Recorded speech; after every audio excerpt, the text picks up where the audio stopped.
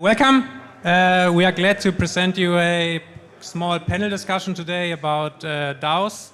We are talking about how DAOs are turning today's business model upside down. And I'm really glad that we are not only two people, as shown on the program, but actually four. That's Diana, Jan, and Max. They are about to introduce themselves. So yeah, I hope we have a great discussion. Because there are only two microphones, we do the Q&A in the end. So keep your questions for later, please. That would be great. And yeah, let's hop right in, I would say. Want to start with the introductions, and Diana, let's start right off. Yeah, thank you. Thank you guys for joining us. So hi, my name is Diana. Last year I founded Women.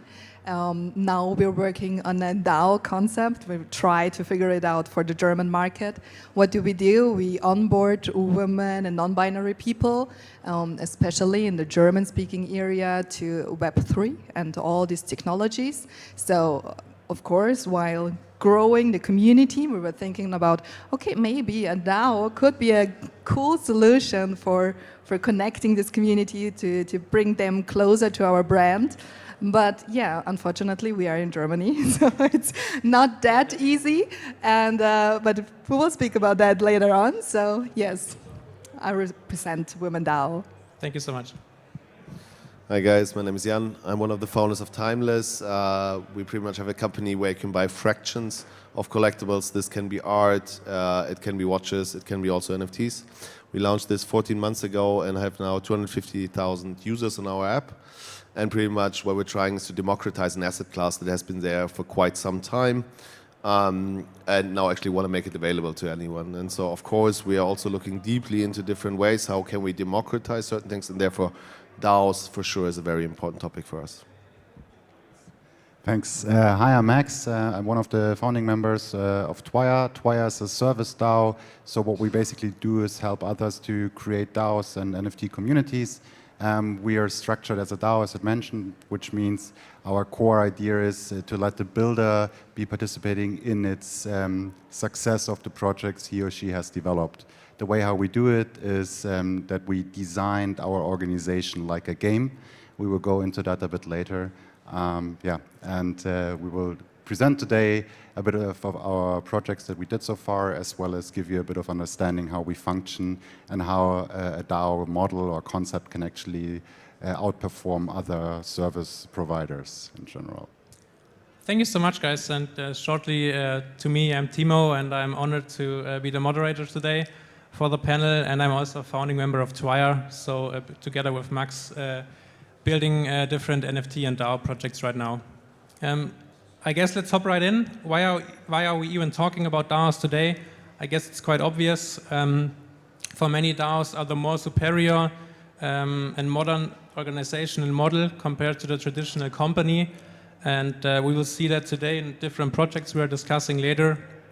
And I just checked it today on DeepDAO. There's currently about 10 billion USD in DAO treasuries around the world. And I do think they do not even track all of them around there, because I guess we are not in there yet, so it's definitely a little bit more. And yeah, we see DAOs everywhere in every vertical, from media to investment to huge protocols. You probably know all that. But the last few years have also been quite rough for DAOs. After the DAO hack, it was quite silent for a long time, and actually the DAO revival, let's say it like that, happened in I guess DeFi summer 2020, and where the momentum returned. Jan, do you have any guess why that happened, and why the momentum came back, and how we ended up with the state of DAO where we are today? Not directly a guess, I can rather tell from my personal experience, right? So for me, when I started to look into blockchain in 2016, I started to look into NFT 2018, and sadly missed CryptoPunks and Bored Apes, but however, that's the way it was. And then pretty much it came up to me around about mid of 2020, and I think overall that this idea resonates with the people and the community in this space, I think is undebatable. However, a lot of these trends, also like NFT, the ERC 721 has been there way before we actually saw like things like CryptoPunks and so on and so forth. But it always takes some time until things get picked up. But that a different kind of organization form is something that resonates with this community and ultimately resonates with the times, I think was quite obvious. However, for me, I can just tell it from my personal experience. I don't have any data to back it up why it happened. Maybe you two have it, I don't know, but yeah. No, that's totally fine. Thanks for your personal anecdote. Another thing, what we see today, where DAOs stand today, is the lack of diversity, I guess. We can also see that ourselves at Twire, that it's, in the beginning it was quite hard to get some diversity in our own DAO. And Diana, you're deep into that topic, and I guess it's a huge topic, but maybe you can give a little introduction where we stand on the diversity side at the moment. Yeah, probably we're standing somewhere in the lowest cases. But yeah, what are the issues?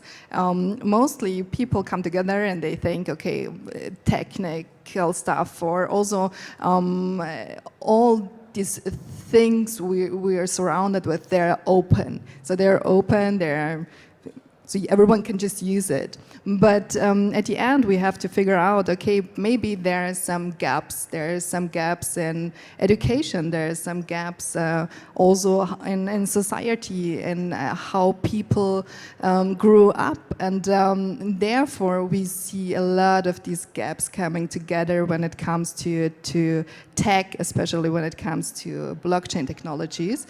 And yeah, so what we suppose people to do is not just to open up to space, but also to become aware of where are the gaps located and try to bridge them. So this is the only way you can make sure that women are invited and included, or also queer people, BPOC people. So you have to do the first steps to let the people in. It's not just opening the door and to be open for them, but you also have to do the steps to bridge the gaps, because they are real. Yeah. How big is your community actually? So we are working with, I would say, 1,000 women all around. Yes. Yeah, yes. That's really cool. Yeah. All right, thank you so much. That's it for the state of the DAOs. We touched just briefly because you want to hop right into the discussion. And yeah, let's dive into the world of DAOs and the differences and opportunities compared to Web2 business models. And I want to hop right in with you, Max, because I think it's quite a catchy case. Can you tell us a little bit more about the big differences between service DAOs, how they are operating, how we are operating at Twire, compared to traditional agencies and consultancy businesses? Sure, yeah. I think all of us know that DAOs in general change the whole perspective of how to do things. So really go back to the core and think about, okay, how can we do it better from a fundamental point of view? And that's the same thing that basically service DAOs do. So in the end, they provide some type of service to some target group. And I think the easiest way to explain it is by thinking about an agency. Let's say you have 100 employees, 100 people working there. So you have different types of customers. And then you get a new offer, a new request from a potential customer who wants to do a project with you. Then the owners of the companies, the managing partners, create and draft a project. They invest a lot of time in it. They try to understand what the customers need without talking too much. So it's a lot about PowerPoint designing and less about talking. And then in the end, once they have sold something where the customer is happy with, although they maybe don't agree on the core idea of what should be developed or should be created, they look internally for available resources. And obviously, it's not about who's the best person or who's the most motivated person who should be part of the project team, but it's more about availability, about price tags and stuff like that. And obviously, if you only have 100 people, you maybe have 20 or 30 that are available at the moment, so maybe not the best suiting person will get the job internally, but the ones that's free. If you compare this to a DAO, it's from the very beginning the upside down. So basically, a service DAO tries to break with those definitions, those standard definitions, which means there is no customer, there is no employee. It's all about community. So everybody in this whole picture is part of the community, which means everybody is incentivized by ownership. So a service DAO incentivizes the customers by giving him or her a share of his activity, and the same goes other way around. So let's play this example I did with the agency now with a service DAO. So you have a company that wants to work with a service DAO. So if you have a standard process where probably a form or something that the client will fill out, and based on that there is a proposal request created that will be distributed to the community. And then the first thing the community does is they vote if they want to do the proposal, if they want to invest their time in it or not. And only if they say yes, then they start the proposal process. And the proposal process is something that is not started just by the community, but by both. So the client and the community is trying to figure out what the project is all about and try to define the project scope. It's actually way more efficient than drafting some PowerPoint presentations with some clue or some guess, because you don't need 2 weeks of designing something and creating something and then pitching something, but it's actually you create a working dot, a Notion page, for example, and just work on it together, answer some specific questions, and in the end, everybody knows what should be done.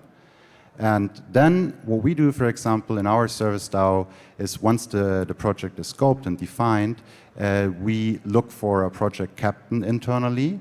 And that's also something where the community decides and votes who should be in charge, who should be captain for this project. And the captain then picks the right crew members based on the defined scope. So if there's a UX designer needed, they pick an UX designer. If the developers needed, all the stuff, and puts his or her crew together. And this is actually way easier because you have a large community with a lot of different experts, and all of them are freelancers, which means regarding availability, you have more people to choose from, which means it's way easier to find the right expert for the right task. And the cool part is it's not a delegation process, but it's a commitment process, which means every single member of the community decides by himself or herself if they want to join the project, which means the incentives are totally aligned. If you don't want to do this job, you're not doing this job. So you have a lot of people that all have the same understanding of the project, who are highly incentivized and highly intrinsic motivated to do the job. And the main job of the DAO is basically, on the one side, creating this community, bringing the people together, and on the other side, developing a framework that makes sure that always the same quality standard is created at the end, so that every customer kind of gets the same level of quality out there. You know what I love about what you just said, because I have a consultancy background, and before that it was always kind of weird to work with freelancers, because they were never really in the team. You had the consultancy and the consultant team, and they did their summer parties and stuff, but the freelancers, they were never invited. That might be different at some consultancies, but it wasn't the case at mine. And what you just described, this basically means you have the advantages of being a freelancer, and you do not have to bring any commitment in like joining service DAOs like Twire, but you have a real team. So you have the team feeling, and that's what I really love about it. And the second part you briefly touched on is the ownership, because I never had real ownership in the consultancy projects I did, and it's just not possible in Web2 to give everyone shares for example, at the company you are building or for the project you are doing. But it's totally different when you have tokens available. So I guess that's what you also meant with the incentives and motivations in the end, right? Exactly, and the last point in this puzzle is, or the last puzzle piece is actually the client, and that's the hardest part, to also incentivize him or her to be part of the team, like Timo mentioned already. And that's something where you need to find a way to make this happen, and this is actually where the tokenomics come into place. So if you figure out a way where both parties participate on the success of the project, they are totally aligned, and that's something what we as Twire did, for example, with Timeless, and maybe Jan can also talk about a bit how this felt in working with a service DAO, and where's the difference to work with a normal agency. Yeah, actually, yeah, you can hand over the mic, because I think that's actually a great point to jump to, Sure. to jump to you, Jan.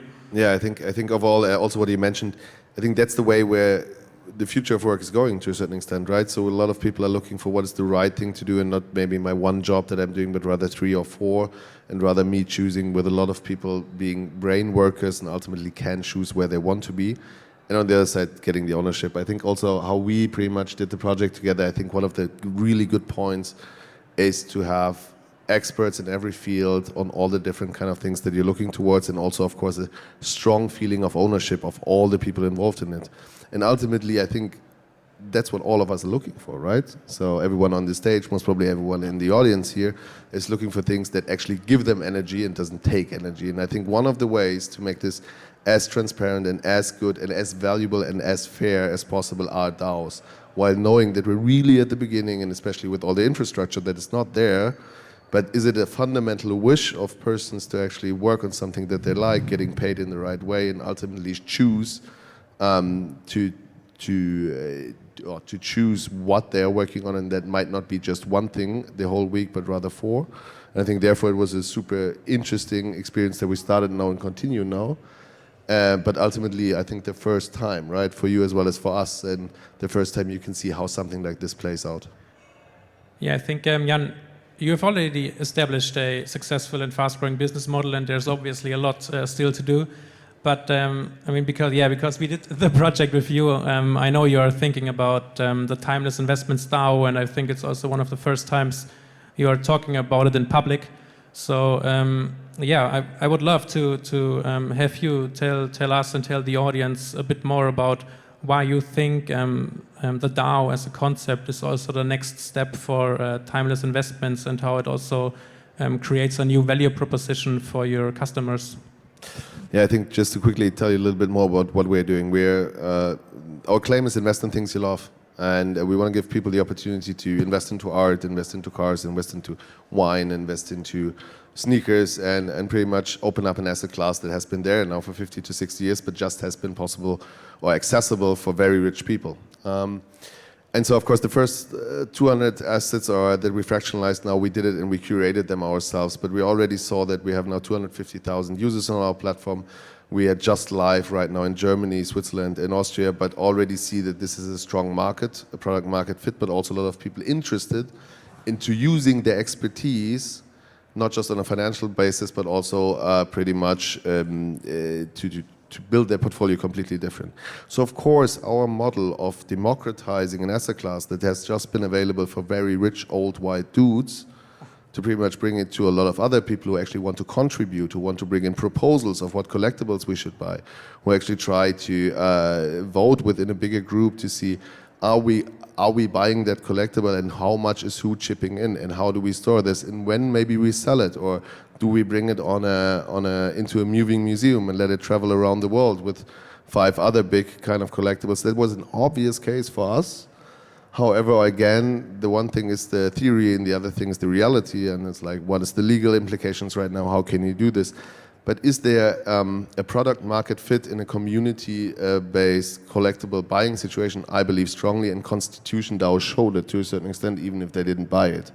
And but do actually people want to engage in that? Is there a very clear way how you can do this, especially with proposals, especially with the tokenomics, especially with having completely different groups? Because for sure you can imagine that people who are really into art are to a certain extent different to people who are really into sneakers and people who are really into wine.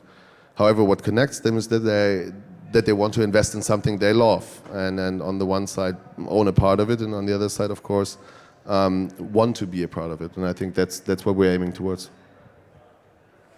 Awesome. Yeah, I really love that you take the your mission and the democratizing seriously. That's super cool, Jan. And are we going to see the first initiatives to build up the DAO this year, or do you have any time frame on when you think this could be reality? I think we have a few things still to figure out, but as soon as possible we will do the first kind of small, let's say, beta groups on that. We already have first baby steps towards it. Ultimately, when we're done with it, we could be, or most probably are, the only DAO in Europe that is kind of tackling that kind of situation. So of course we want to take care of that first mover advantage. Again, if you're a German GmbH and you have German investors, then there are a few things to consider. I'm myself a father, so I don't want to be too gray on the financial market, because that's what we have to say. Obviously, that Germany and the BaFin is not the most friendly environment to pretty much launch a DAO. I think that's probably the perfect... that was the bridge for you. Yeah, he's already handing over to the microphone to Diana, because you're building up Women DAO and you're trying to build a really inclusive onboarding journey for women. And I actually personally think that's one of the most important topics to tackle on right now, to open the space for more people who want to get in but maybe don't know how. So I really appreciate your initiative there. What were the biggest hurdles for you on the journey so far, trying to build Women DAO in Germany? And maybe you can touch on that a little bit. Thank you for this question. First of all, I have to say, one thing I really enjoyed on this journey was I brought together all these beautiful women supporting each other. So what I recognized while building Women DAO was we already act as a DAO. Everything is a community thing. So every woman inside this community feels like a part of Women DAO, of the brand.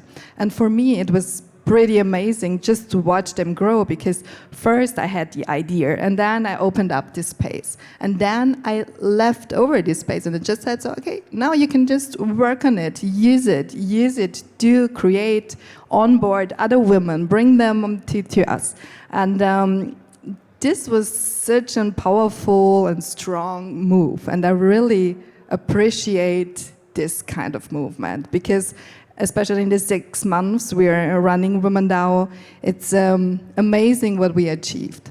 But when it comes to legal questions, when it comes to tax questions, when it comes to how do we do the funding for all this onboarding work, it's pretty difficult, because then you have all these questions from BaFin, who says, okay, what do you do with your tokenomics? So it's so difficult, and it's somehow, just irritating, because you're working in this inclusive space, in this fast-growing space with all these possibilities, but every morning you wake up and you say, okay, I just can't do this, I can't do this, and so it's exhausting, and there's still no good solutions. Meaning you're really struggling on the journey to give your community members real ownership, yes. Because you cannot have at least in Germany right now, have an easy way to get into any kind of NFT membership, for example. Absolutely, yeah. So on the easy way, because building a DAO, building or opening this multi-sig wallet or writing some codes, it's the easiest part, but doing all these legal questions or tax questions is too difficult for the moment.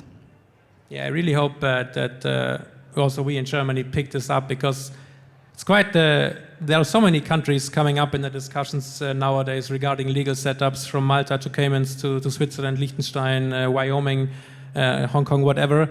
But it's mostly the same countries all over again, and like Western democracies missing quite often in that discussion, and I hope that's going to change soon. Let's come to the last question, so we still have some time for some questions. And what I want to know from you guys in the end is, if you look ahead, I mean, you're all working on DAO projects right now. And where do you think DAOs will be in 5 years? And maybe you can also focus on the verticals you are in, because obviously they are quite different. And yeah, maybe let's start with you, Diana, and you can hand over the microphone to the others. Yeah, maybe one thing for now, we try to put every DAO in the same box.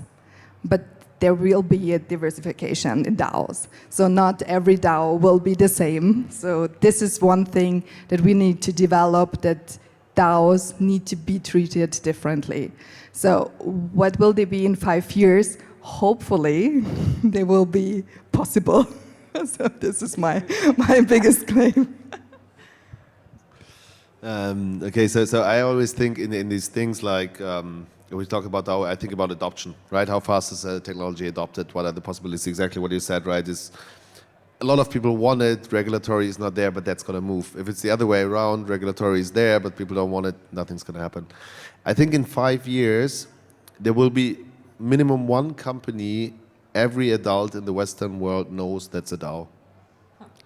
Maybe they don't understand all of it, but there will be one brand where they get the concept. The same way now we are getting close to the people getting CryptoPunks and Bored Apes to a certain extent. We maybe don't have 100% on that, but they heard about it. And I think that's what it's going to be in 5 years. Which company? I have no clue, but I would love to know. But yeah. Maybe that will be a timeless investment DAO in the end, Jan. There's a chance. It would be nice, but I think we are too niche for that. It has to be something much more fundamental, much more hopefully.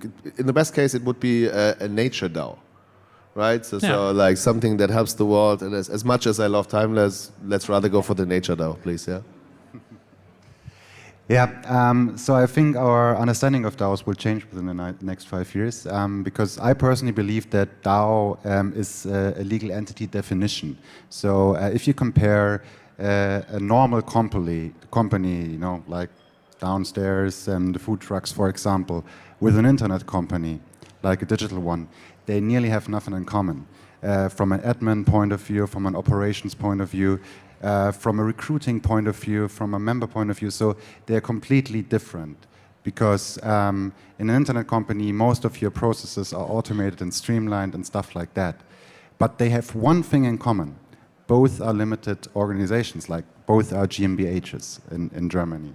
And I think there is a strong need for a new type of internet company, like a new type of legal entity. And what we see is, so, you know, my background is I had a company builder, and we always struggled with the same things, like when it comes to shares, when it comes to incentivizing employees and stuff like that. And now, working in a DAO, we see that this is kind of solved. So all the problems we had back in the past are, within a DAO concept, completely, from a national point of view, possible.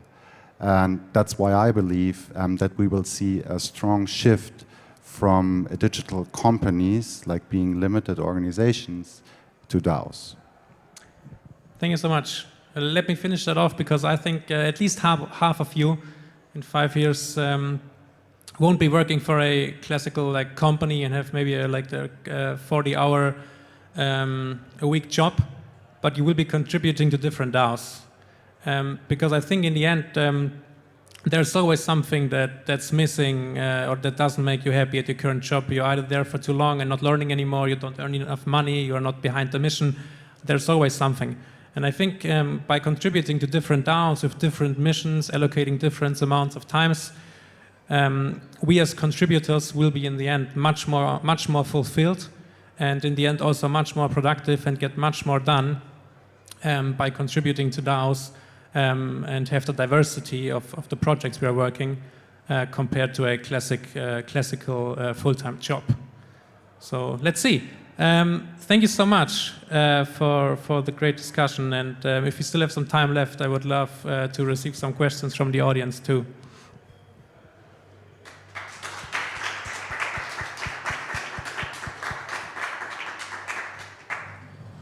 When you try to compare DAO to an old school agency, for example, what do you think are the downsides of this? The downsides of the DAO or of the agency? Of the DAO.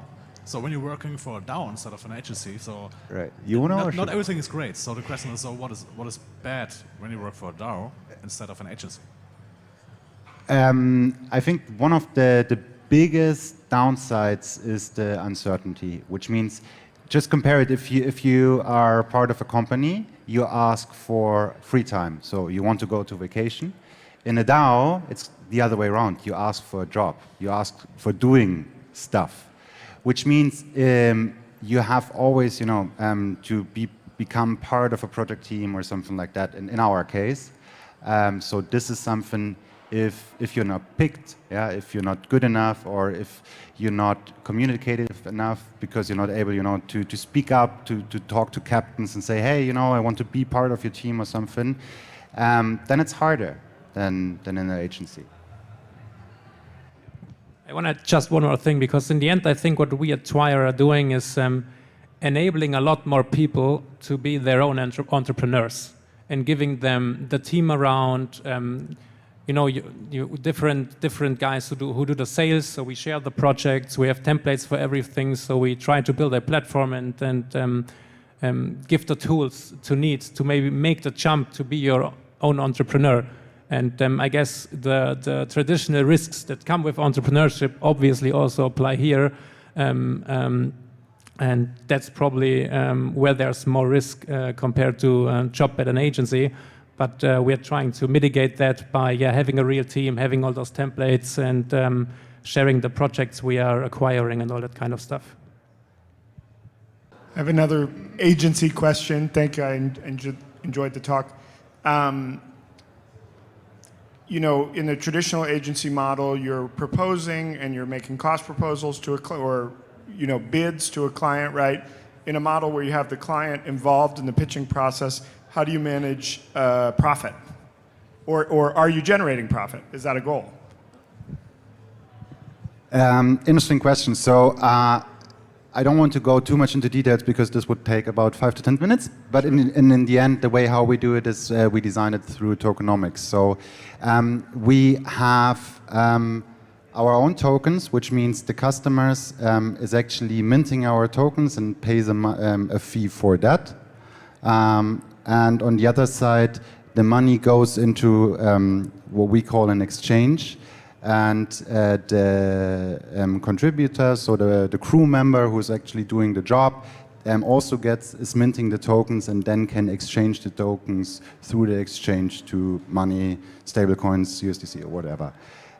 So that's the basic flow of the money, which means it's always the decision of the client as well of the contributor if they want to cash out or if they want to hodl, basically. So, because the next step, what will happen is that our token will be publicly tradable, because what we get from the customers next to this paying part, and now comes the ROI part into it, so the return on investment part, is we take a share of every project we do. So that's why we do DAOs and NFT communities, because they are always tokens. So we always get tokens and they go into our treasury, which are connected to the value of our tokens. So you're not doing a traditional kind of markup on services model? Exactly, because the markup is basically the token share of the client that we get. I understand. Thank you. Hi, thank you for the talk, super fascinating. My question is, it sounds amazing in theory.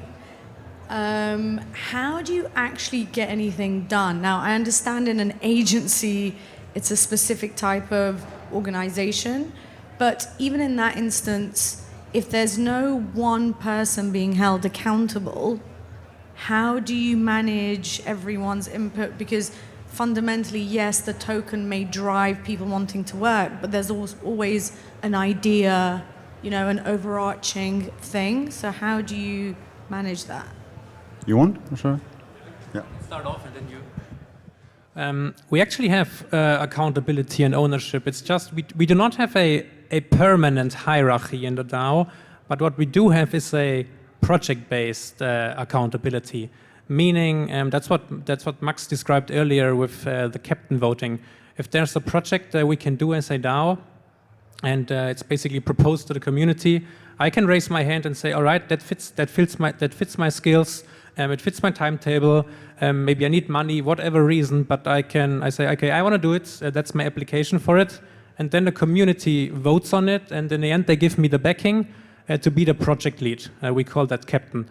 And that's also the person who has the accountability regarding the project. And after the project, that's going to change again, because everything is a project. External projects are project, but also the stuff we do internally, everything is a project in the end, meaning after the project is done, after we reach the goal of the specific project, the person, he or she, is not a captain anymore, but she might be for the next project again. And that's when we talk about the temporary accountability, temporary hierarchy we have on the projects. I hope that answered your question. You want to add on that? Maybe to add one thing, so we have two things. The one incentivization process is money, obviously, or tokens, and the other one is experience points. So what we do is, in the scoping process, based on the complexity of the project, there are different parameters that define the complexity, we level the project. And on the other side, for every time you invested in a project, you also get experience points, which also lets you as a contributor level up, which means you cannot apply for a very complex project because if you are new to the DAO, because you are on level 1 and the project is maybe level 3. You cannot become a captain if you're a very early contributor, like level 1 or something. So we do have a hierarchy, but it's more like parameter or rule-based, I would say. So it's very transparent, and the most important part is it's equal for everybody. So no matter if I join with 16 years of experience or Timo with maybe 10, we all start at level 1. And once we have, earned our experience points, then we level up. Yeah, thanks for the talk, guys. You were talking about regulation, so it's a pain in the ass. I experienced that several times. So either you can't comply with the German legislation, or you can't adopt the idea of the DAO, right? So what we did is we shifted our branch or the project or investment vehicle to another jurisdiction. So is there a mandatory reason for you guys why you are stuck in Germany? Yeah. Yeah, it can start. So why do I stuck in Germany? Maybe it's because I also want to see the movement here.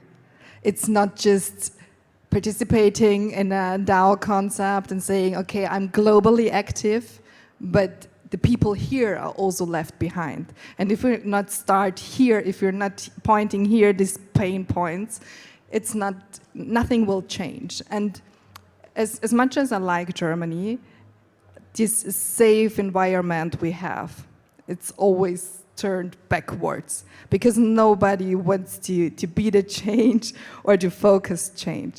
But I want to see the change here because what I do since 12 years working for diversity and inclusion is I work for the women all around here. So of course, it could be easier to just shift the company somewhere different and operate here, but I just try. It's still I try, and I think if maybe we will have an opportunity, a change in 1, 2, 3 years.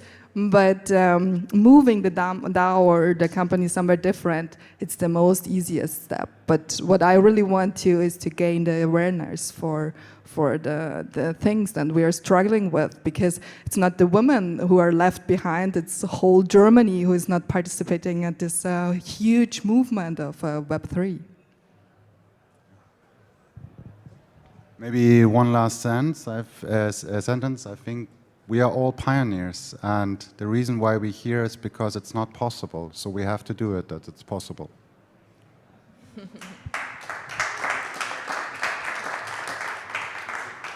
Hi guys, maybe one last question. It's okay. Thank you so much for the talk. Really great. I'm curious. I mean, we're all here because, right, we believe Web3 can allow us some freedom, autonomy, collaboration, but then we still need to kind of agree on a set of guidelines or values. So I'm curious, as a DAO, do you have like a kind of constitution? How do you ensure that your community stays aligned to the mission that was established? Thanks. I just started. We did it, so we tried to do everything by a voting mechanism, which means we created a list of values, and then we let the community vote on those values or add some values. And then I think we picked the top 10, something like that. And then we discuss it basically. But it's not like written in stone Moses style. It's more like you can change it once if there's a request. And the rest is actually in the making, to be honest. So we said, okay, let's define the core, which are the values, and then do great work, because we do have a lot of clients. So, and then once we feel ready, somebody will create an internal proposal request for an internal project, which will then define this type of paper you describe. Yeah, so that's the current status. Yeah, maybe one thing to add.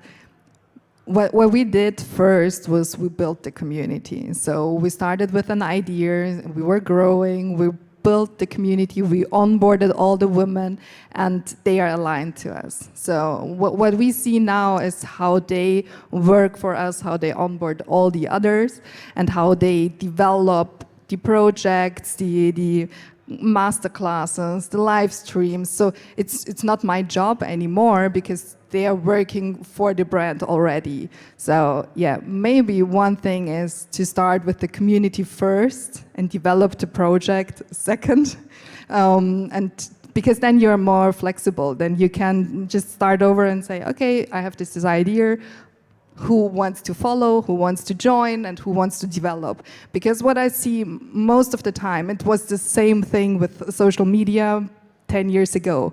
So all the people, they just said, so, okay, here's our brand, and now let's start building a community. And they were surprised because nobody joined. And because they were also not flexible enough to develop or to be fluid, to grow with the community. And also one thing what I experienced is, what does community mean? Community can be 10 people, if they're strong, if they're active, if they're committed. But community could also be, or mean somehow 10,000 people or 10,000 people in a Discord or inside a DAO. But if they're not committed, if they're not joining, if they're not active, nothing will happen. So we do not, we should not focus on numbers.